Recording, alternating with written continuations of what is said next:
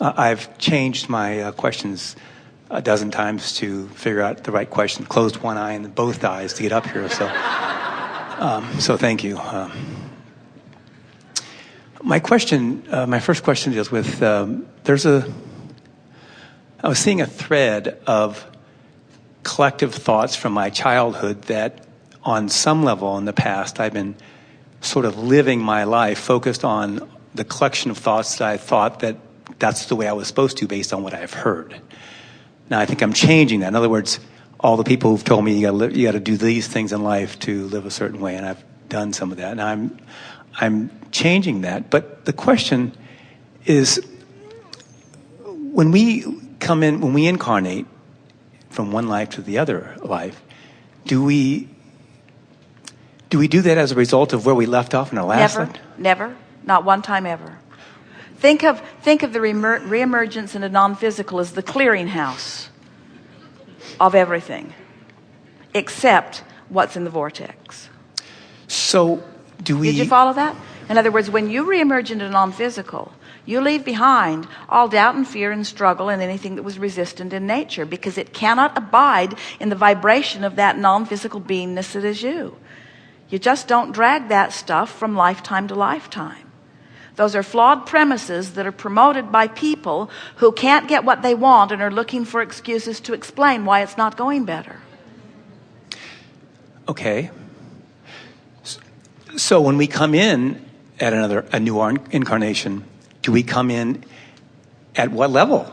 In other words, what do we bring in with this? If we don't bring it in from our past life, where do we come in? Well, we didn't say what you bring in is the clarity that is you and the eagerness to explore the new frontier for the purpose of taking thought into new places.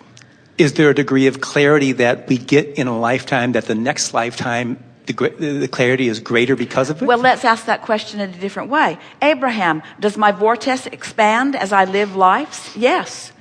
And as my vortex expands, do I stand in a non-physical place of greater expansion? Yes. That's why we're saying to you that non-physical is expanding as a result of the contrast that you all are living.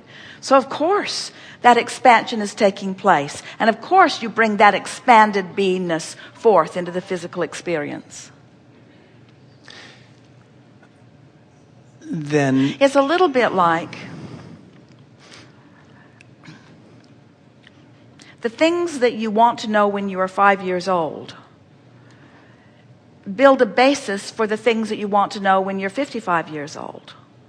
In other words, everything adds to everything.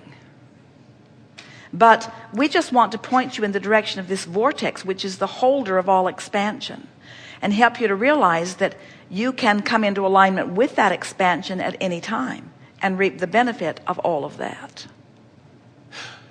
So what's a young soul versus an old soul? There isn't any of that. That's another thing that man makes up to explain why things aren't going better. So every soul that comes in is at the same level, essentially. Because level isn't something that non-physical ever says. At a place of expandedness, leading edge place of enthusiastic motion forward. The levels are assigned by man who's out of the vortex.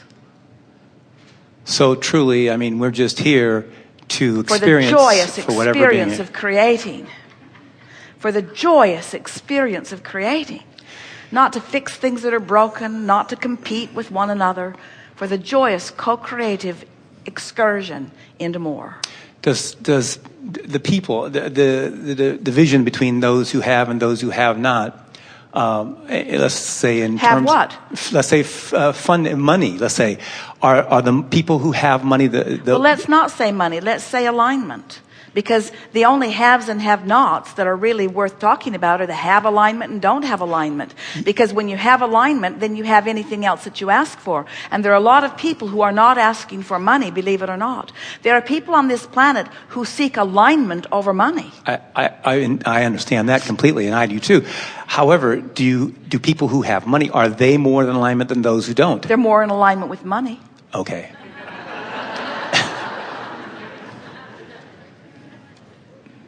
You see?